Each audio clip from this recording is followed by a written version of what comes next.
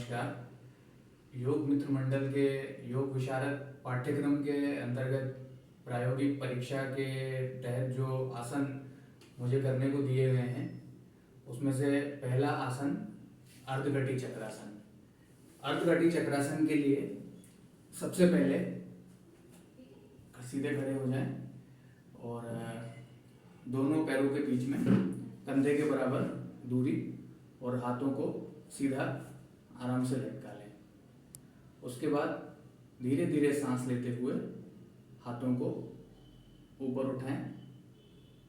उसके बाद जो दाहिना हाथ है उसको बाहिने कंधे पर और जो बायां हाथ है उसको दाहिने कंधे पर और जो दाहिना हाथ है उसको पीछे इस प्रकार से कमर के पीछे रख लें। उसके बाद सांस लेते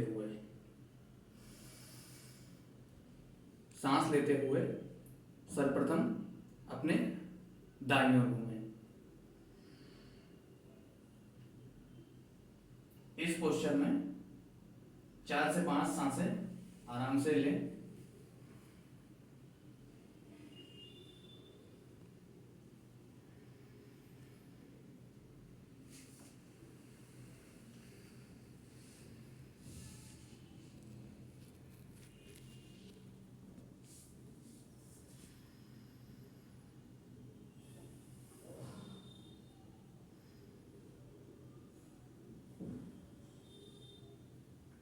और अब सांस भरते हुए वापस सीधे हो जाएं। इसके बाद में इसका विपरीत जो हमारा सीधा हाथ है उसको हम बाएं कंधे पर रखेंगे और जो हमारा उल्टा वाला हाथ है उसको इस प्रकार कमर पर रखते हुए सांस लेंगे।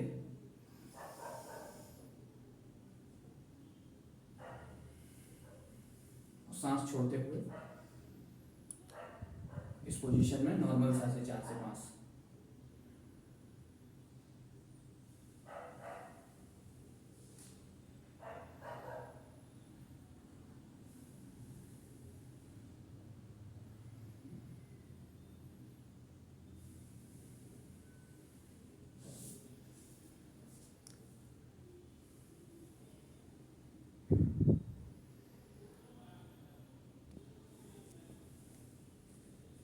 सांस भरते हुए वापस समस्थिति में दोनों हाथ नीचे। अर्धघटी चक्रासन का अर्थ है आधी कमर को आपको घुमाना है। इसके अगर लाभ की बात करें तो आपकी जो रीढ़ की हड्डी है जिसको हम स्पाइन बोलते हैं या जिसको सुषुम्ना बोलते हैं उसमें ये नई प्राण ऊर्जा का संचार करता है। इसके साथ ही इसको ट्विस्टिंग आसन बोला जाता है। ट्विस्टिंग आसन में खासकर आंतों पर, लीवर पर और किडनी पर बहुत सकारात्मक प्रभाव पड़ता है और ऊर्जा का चैनलाइजेशन होता है। लीवर पर, किडनी पर मसाज होने से आंतरिक अंगों की अच्छी तरह से मालिश होती है और बॉडी का डिटॉक्सिफिकेशन हो जाता है। अगर इसमें सावधानियों की बात करें तो स्पॉन्डिलोलिसिस की जिनको समस्या है उनको ये आसन या तो ना करें या किसी वरिष्ठ चिकित्सक की निगरानी में करें। जो दूसरा आसन मुझे दिया गया है वो है योग मुद्रा में वज्रासन। उसके लिए सबसे पहले वज्रासन में बैठ जाते हैं, सीधे हो जाए, रिलैक्स हो जाए। उसके बाद में अपने दोनों मुट्ठियों को इस प्रकार से बांध करके योग मुद्रा बना करके अपने नाभि क्षेत्र के पास रखेंगे और सांस लेते हुए आगे की ओर झुकेंगे।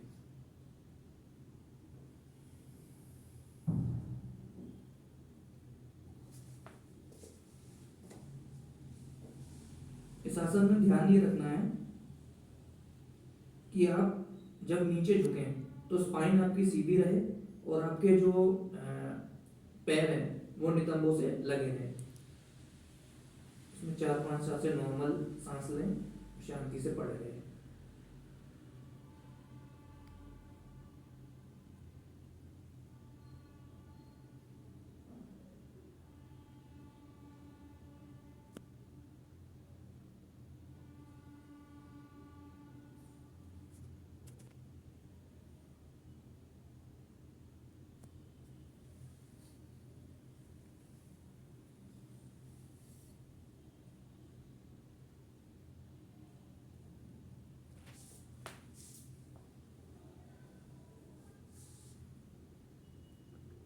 वापस आते समय लंबी सांस लें।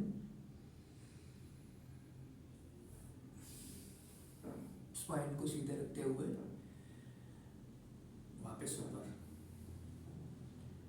इस आसन का जो सबसे प्रमुख लाभ है वो ये कि आपकी किडनी पर और आपके लीवर पर दबाव पड़ने से आंतरिक अंगों की मसाज होती है। और पैंक्रियाटिक जूस, दूसरा किडनी पर जब आप दबाव पड़ता है तो उससे एड्रिनल जूस का सिक्रेशन होता है। और डायबिटीज संबंधी जो चाहे अपचय संबंधी समस्याएं हैं उसमें यह आसन बहुत लाभकारी है। अगर सावधानियों की बात करें तो गंभीर पीठ रोग जिन भी लोगों को व्यक्तियों को है वो ये आसन ना करें, अवश्य चिकित्सक के सलाह में करें। दूसरा, प्रेग्नेंट महिला जो है उनको कभी भी पेट के बल लेटने वाले आसन नहीं करने चाहिए, जिसमें एक आसन भी आता है योग मुद्रा। जो तीसरा आसन मुझे दिया गया है वो है सर्पासन। सर्पासन के लिए सर्वप्रथम जमीन पर पेट के बल सीधे लेट जाएं, पैर बाहर की तरफ, और अपने दोनों हाथ नितंब पकड़कर इस प्रकार नितंबों पर रख लेंगे। और फिर अपनी ठुड्डी, छाती और कंधे को सांस भरते हुए ऊपर की तरफ उठाएंगे।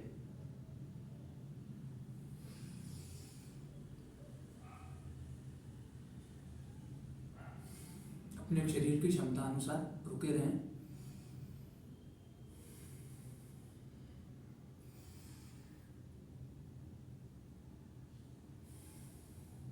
अपने हाथों को पीछे की तरफ तानिए।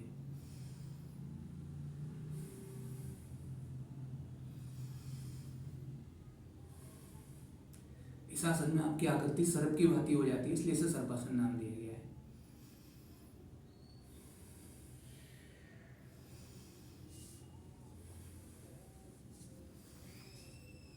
धीरे धीरे वापस।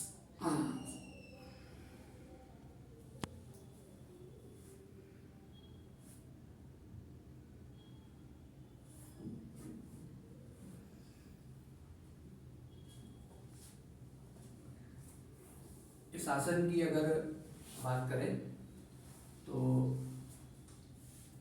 सबसे ज़्यादा लाभ इस आसन में आपकी रीढ़ की हड्डी को होता है। क्योंकि रीढ़ की हड्डी की स्ट्रेचिंग इस आसन में हो रही है तो रीढ़ की हड्डी को लाभ होना स्वाभाविक है।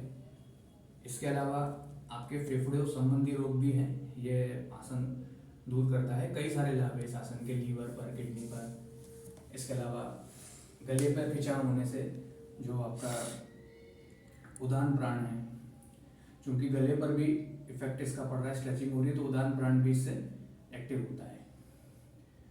अगर परेशानियों की, सावधानियों की बात करें तो जिन भी लोगों को कमर संबंधी समस्या है उन लोगों को यह आसन नहीं करना चाहिए, क्योंकि या किसी वरिष्ठ चिकित्सक की सलाह में करें। अब जो चौथा आसन मुझे दिया गया है वो चौथा आसन सर्वांगासन। सर्वांगासन जो है वो एक प्रकार से सबसे आखिरी में किया जाने वाला आसन है। सारे आसनों को करने के बाद में इसे किया जाता है, इसको सबसे आखिरी में करेंगे। उससे पहले जो प्राणायाम के अंतर्गत मुझे दिया गया है अग्निसार क्रिया, उसको मैं करना चाहूँगा। अग्निसार क्रिया एक बहुत ही इफेक्टिव क्रिया है, खास करके पाचन संबंधी रोगों को दूर करने के लिए। क्योंकि अग्निसार क्रिया में जो पूरा फोकस आपका रहता है वो नाभिक क्षेत्र पर रहता है, और नाभिक क्षेत्र पर जोर पड़ने से जो आपकी जठराग्नि है वो बहुत प्रबल हो जाती है, और कई पेट के संबंधी रोग जो हैं वो खत्म हो जाते हैं। जैसे अग्नि में हम कोई चीज़ डालते भस्म हो जाती है, तो उसी प्रकार से जो जठराग्नि हमारी प्रज्वलित होती है, नाभि के अंदर जो ऊर्जा प्रज्वलित होती है वो उसके अंदर सारे रोग हमारे पेट के खत्म हो जाते हैं। और चूंकि नाभि को सेंटर बोला गया है बॉडी का, और एक प्रकार से हमारी बॉडी के अंदर का सूर्य है ये, तो इसको करने से असीम ऊर्जा पैदा होती है व्यक्ति के अंदर। और लंग्स, एक प्रकार से इस आसन को करने से आपके लंग्स, आपका ब्रेन और आपका पेट वाला जो रीजन है उस पर चूंकि असर ज़्यादा पड़ता है। आपको मैं करके बताता हूँ ये वाला आसन, इसके बाद इसके और लाभों की बात करेंगे। सबसे पहले आप उत्कट आसन में इस प्रकार बैठ गए और सांस, गहरी सांस लेकर के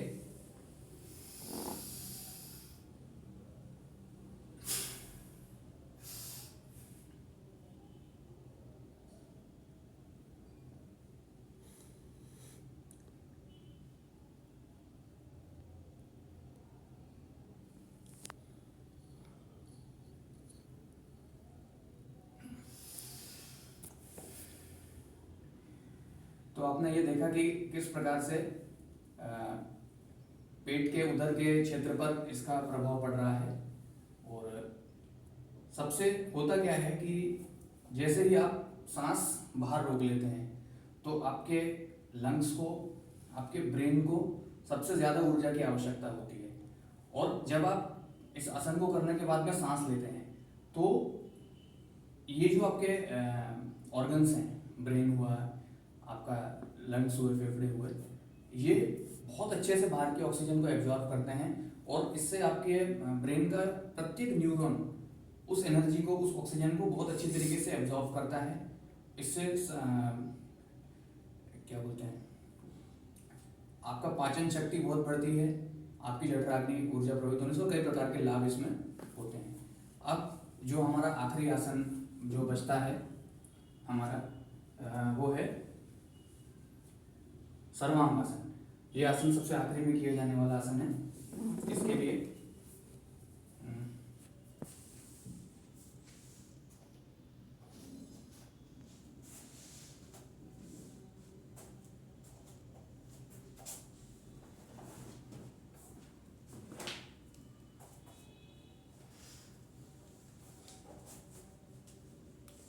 सर्वप्रथम हम जमीन पर सीधे लेटेंगे और अपने दोनों पैरों को किसी भी दीवार के सामने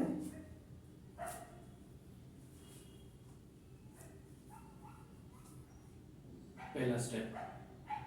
दूसरे वाले स्टेप में अपने पैरों को दीवार से ऊपर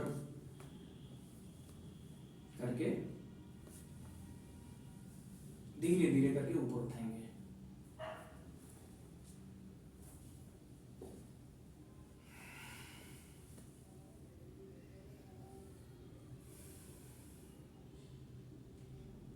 ये आसन हार्ट संबंधी रोगों के लिए बहुत इफेक्टिव है, क्योंकि आप देख रहे हैं कि इसमें जो ब्लड का फ्लो है वो पूरा ऊपर की तरफ आ रहा है, यानी जो हार्ट संबंधी, हार्ट वाले जो ऑर्गन है उसमें ऊपर की तरफ आ रहा है।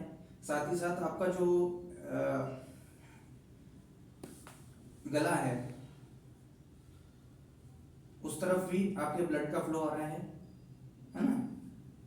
तो एक प्रकार से जालंधर बंद इसमें लग गया और हार्ट की तरफ फ्लो आने से जो हार्ट के ब्लॉकेज वगैरह हैं वो भी इसमें खुल जाते हैं। इसके अलावा लीवर, पैंक्रियाज संबंधी जो भी ऑर्गन्स हैं उसमें ये बहुत सकारात्मक रिजल्ट देता है ये वाला आसन।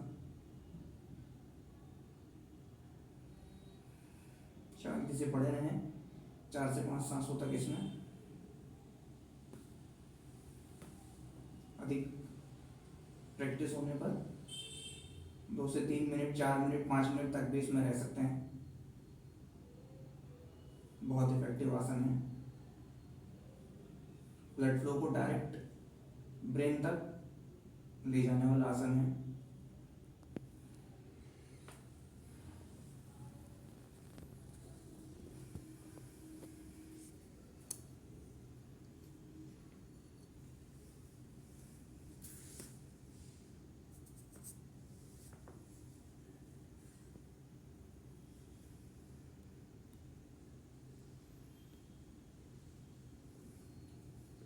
जब भी आसन से वापस आना हो तो इस प्रकार से पैर फोल्ड करके धीरे धीरे नीचे आ जाएंगे। उसके बाद सबसे आखिरी में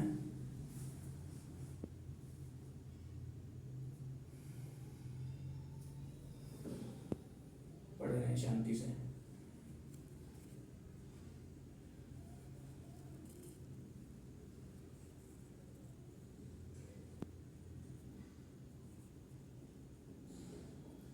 सबसे आखिरी में किया जाता है ये, और इसके बाद में शवासन करके प्राणायाम की शुरुआत की जाती है।